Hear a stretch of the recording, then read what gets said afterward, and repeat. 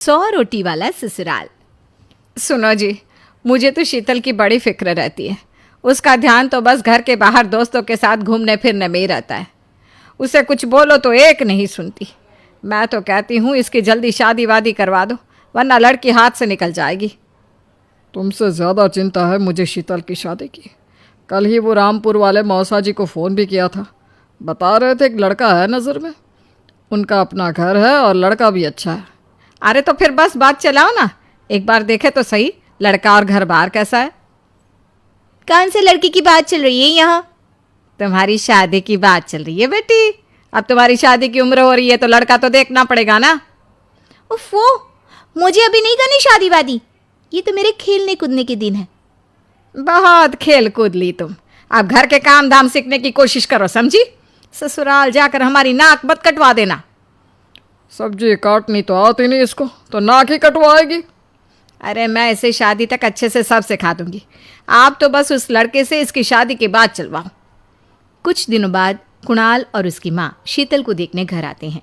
कुणाल दिखने में बड़ा ही स्मार्ट होता है। शीतल तो उसे देखती ही रह जाती है। देखो जी, हमारी कोई डिमांड तो है नहीं, बस हम चाहते हैं कि लड़की घरेलू हो, घर के सारे कामकाज संभाल ले। अब आपके परिवार में तो बस 3 ही लोग हैं, पर हमारा तो खूब भरा पूरा परिवार है। बाकी हमें लड़की के घूमने फिरने दोस्तों से मिलने से कोई दिक्कत नहीं है। घर का काम करने के बाद जो चाहे सो करे। अरे वाह, ये तो इतने बढ़िया लोग हैं। लड़का भी इतना स्मार्ट है और ऊपर से इन्हें मेरे घूमने फिरने से भी कोई दिक्कत नहीं है। हे भगवान, तूने तो बिना मांगे ही मुझे सब दे दिया। बताओ जी, और क्या चाहिए हमें? हमारी तरफ से तो रिश्ता पक्का है जी। बस फिर तो हंसी खुशी शीतल और कुणाल की शादी हो जाती है। शीतल मन ही मन बड़ी खुश होती है और उसी खुशी के साथ वो अपने ससुराल में कदम रखती है। आओ बहू, तुम्हारा अपने ससुराल में स्वागत है। ये मिलो अपने परिवार से। ये तुम्हारे ससुर जी, तुम्हारी ननद सुनीता और गीता, सुनीता के पति राजेश और उनके 2 बच्चे राजू और चिंटू। ये ना हमारे साथ यहीं रहते हैं। ये तुम्हारी दादी सास हैं और बाकी लोग अभी बाहर गए हुए हैं। इतने सारे लोग, ये सब यहीं रहते हैं इस घर में? अरे अभी तो मेरे देवर देवरानी और उनके 3 बच्चे यहाँ नहीं है। उसके मायके में भी शादी थी ना, तो बस वहीं गई है। कल तक आ जाएंगे।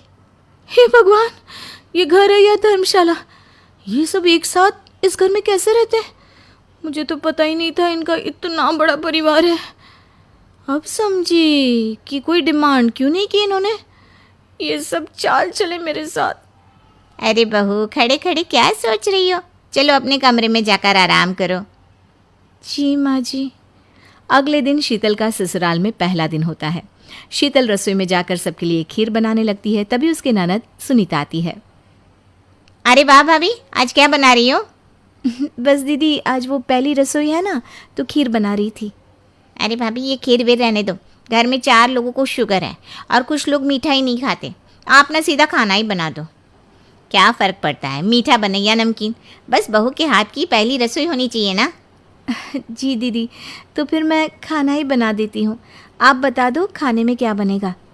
बस सिंपल सी कोई सब्जी बना दो, जैसे आलू गोभी या आलू मटर, और उसके साथ रोटियां सेक दो। हमारे परिवार में अब तुम्हें मिलाकर पूरे 20 लोग हो गए हैं। 15 बड़े और 5 बच्चे। बड़ों की 6 और बच्चों की 2 के हिसाब से रोटी बना देना। चलो मैं चलती हूँ, सब देख लेना। हाँ, बड़ों की 6 रोटी मतलब कि 15 लोगों की 90 रोटियाँ, और बच्चों की 2 रोटी मतलब 5 बच्चों की 10 रोटियाँ। 90 और 10 मतलब कुल मिलाकर 100 रोटियाँ। हाय, मैं तो मर गई। 100 रोटी अकेले कैसे बनाऊंगी? माँ, ये तुमने मेरी शादी कहाँ कर दी? शादी से पहले तो मैंने कभी 4 रोटी से ज़्यादा नहीं बनाई। शीतल एक बड़ी सी परात में 100 लोगों के हिसाब से आटा निकालती है और उसे गूंथना शुरू करती है। आटा गूंथते गूंथते शीतल के पसीने छूट जाते हैं। उसके बाद बारी आती है रोटी बनाने की। शीतल एक एक करके रोटी बनाना शुरू करती है और 10 रोटी बनाते ही अपनी कमर पकड़ लेती है। हाय, मैं मर गई। मेरी कमर टूट गई खड़े खड़े, और ऊपर से इतनी गर्मी। मैं 100 रोटियाँ कैसे बनाऊंगी?